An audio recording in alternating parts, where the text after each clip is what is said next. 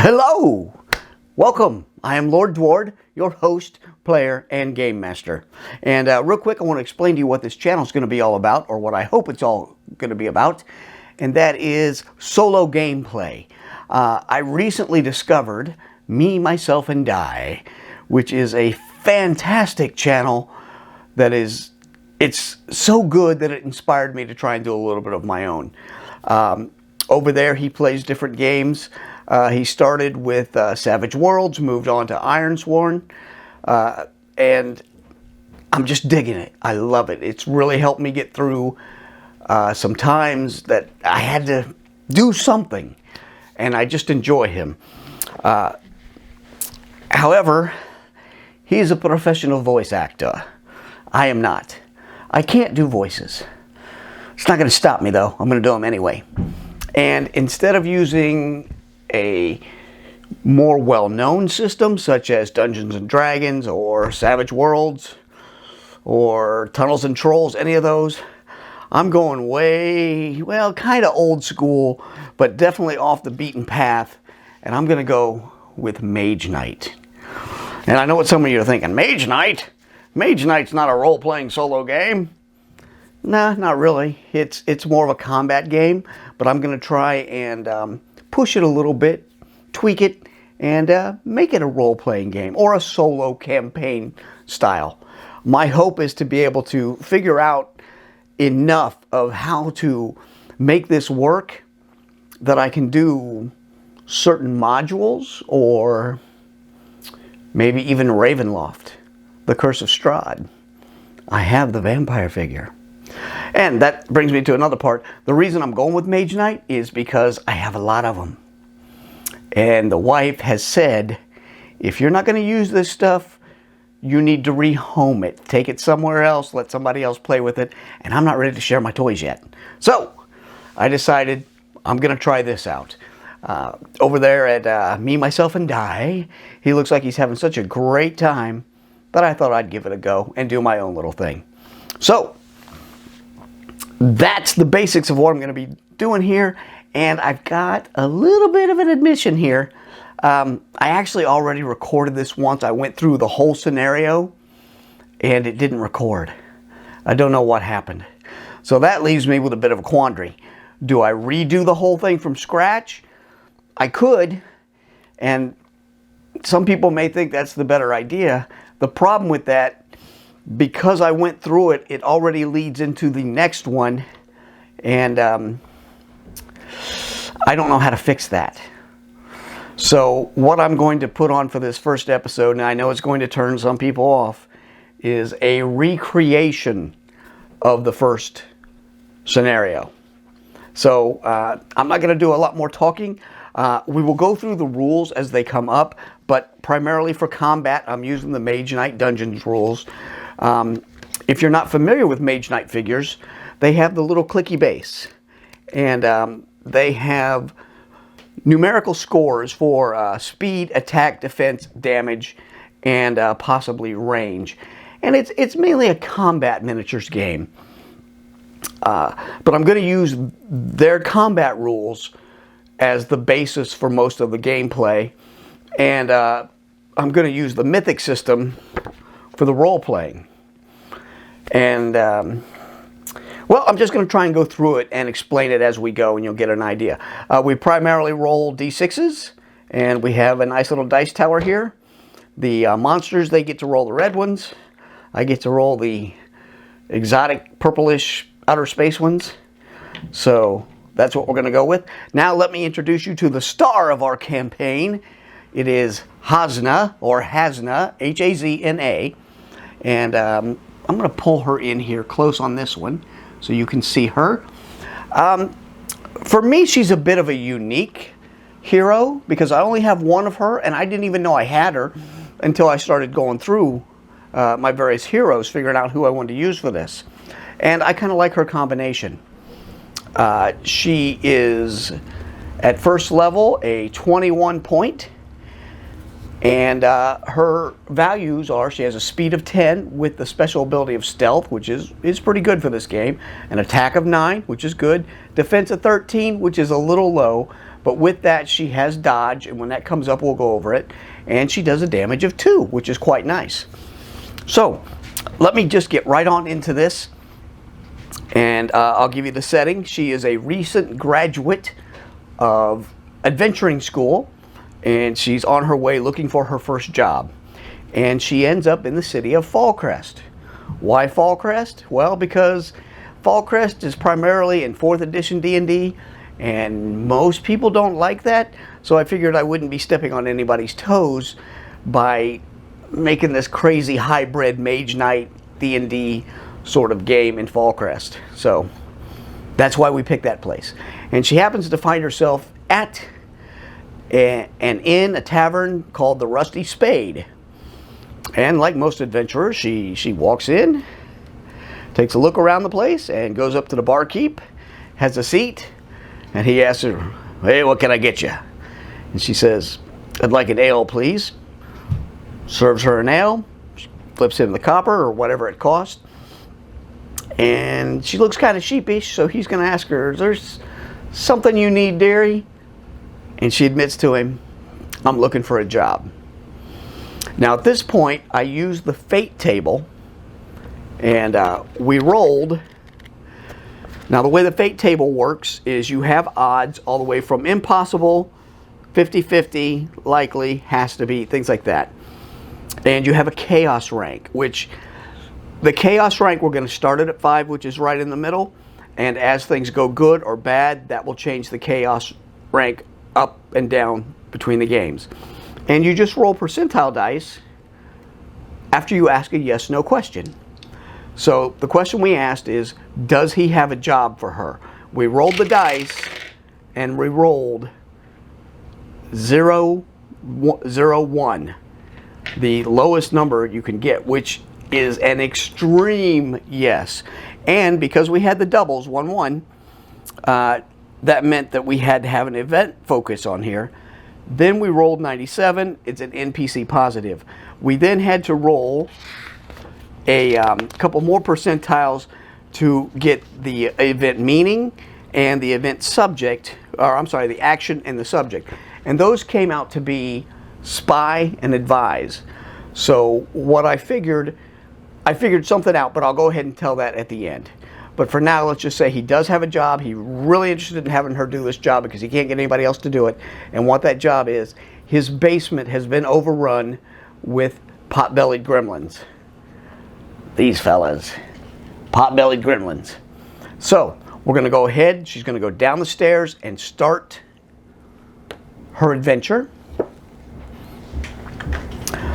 So she comes down to the first level, and it's really bad in here. It's just trashed.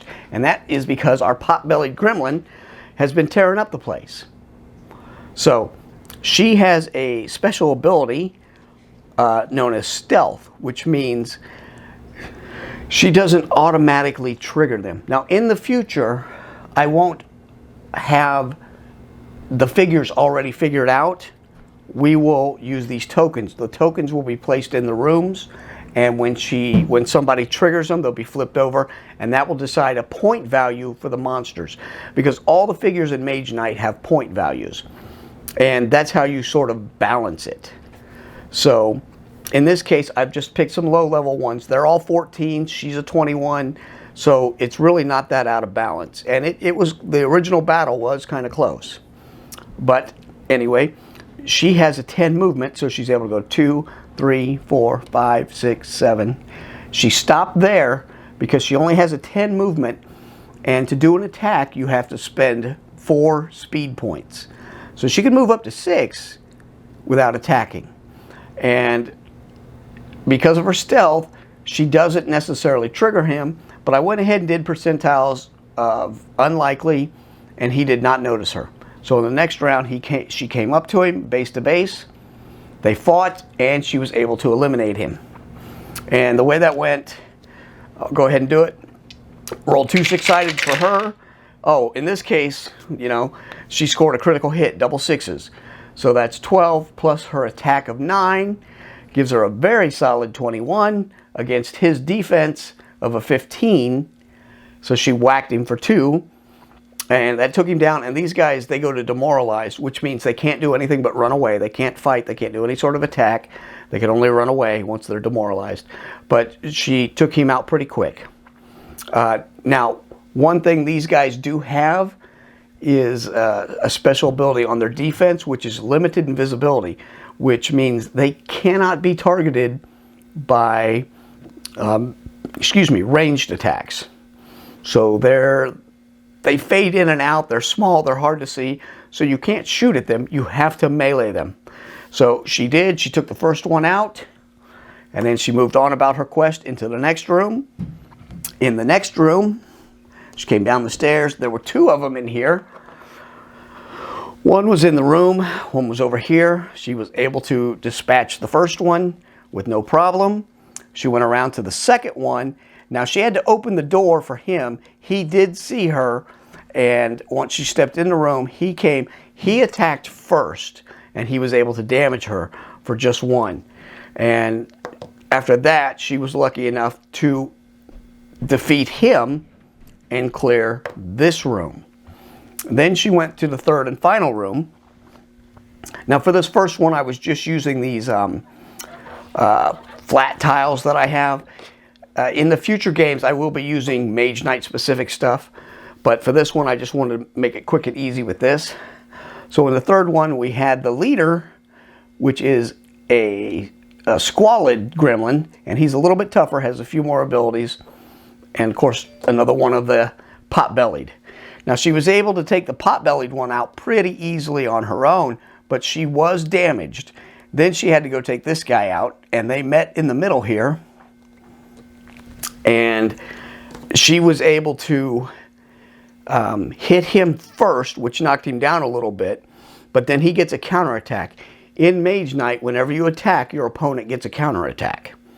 And you go back and forth like that. Now, he would have automatically done damage because he has a special ability known as Venom. So even if he misses, he does damage. Unfortunately, he rolled a critical failure, which is double ones on the dice. So he takes a click of damage on his own and was not able to use the Venom special ability. And then she mopped him up. So she was able to clear the basement, and in doing so, she found treasure chest. And that's going to be the goal. The end goal for most of these games is to find the treasure chest, collect the treasure. And what we do there is we roll 1-6 for the bad guys and the good guys. The bad one decides the trap on top. The good guys decides how many clicks on the bottom. You click these, whatever it says, and then you open it. She had to roll better than a 9. She was able to beat that. And then her prize in here, she got 750 gold, and she got an amulet with the healing ability, which is going to be huge. That is going to be awesome, because in this game, healing is really hard. You don't really have healing potions. You don't have healing surges. If you don't have either the magic healing or regular healing abilities, it is tough. So I was thrilled that she got that, and we're definitely going to keep that. And she can use that as an attack sort of on herself or an ally to try and heal them. And then after that, she goes back upstairs to speak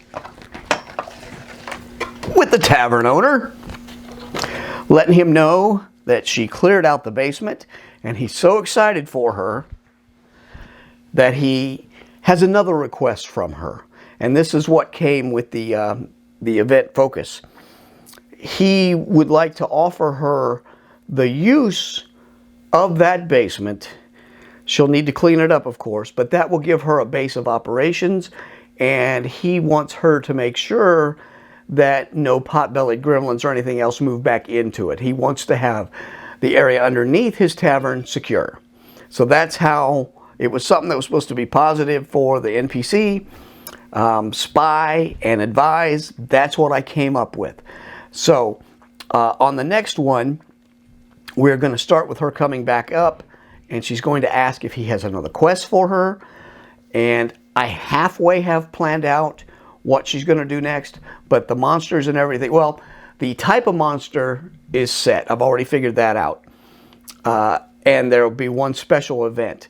And how those happen in the dungeon, that will be random. And along the way, we will use the book to determine if good things or bad things happen. But that is the basic gist of the game and the solo play that we're going to be doing. And I'm so sorry that this first episode didn't have any actual gameplay in it. But like I said, I tried to record it and it didn't turn out.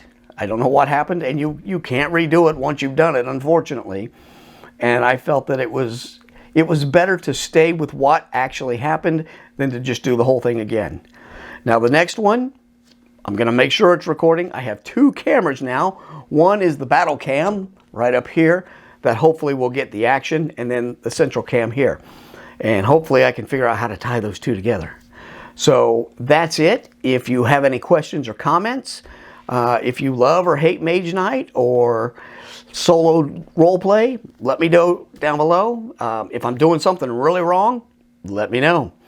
And if you have any brilliant ideas on a mechanic, there is one thing I'd like to add that I haven't figured out how I'm going to do yet. And that is a benefit of re-rolls. Because we all know if you're going to play with dice, they will eventually betray you. And at some points, it may be crucial that she really needs to succeed. And I would like to have her be able to re-roll the dice, but then, be stuck with the second roll no matter what it is. But just to have that chance, that little spark of luck that maybe she can turn things around. But that has to have a cost. I don't want to just give her 2 luck chips and let her have 2 re-rolls per game or something like that. And it can't be something that rolls over. It's something she's got to earn, and she can have it until she spends it, but she can't earn another one until she's spent it, if that makes sense. I haven't figured out exactly how I want to do that, how I can track her earning it before she gets it. So if you have any bright ideas on that or suggestions, I'd love to hear them down in the comments. Until then, all I got to say is thanks for watching, thanks for sticking this far, and if you got dice, let them roll. Bye.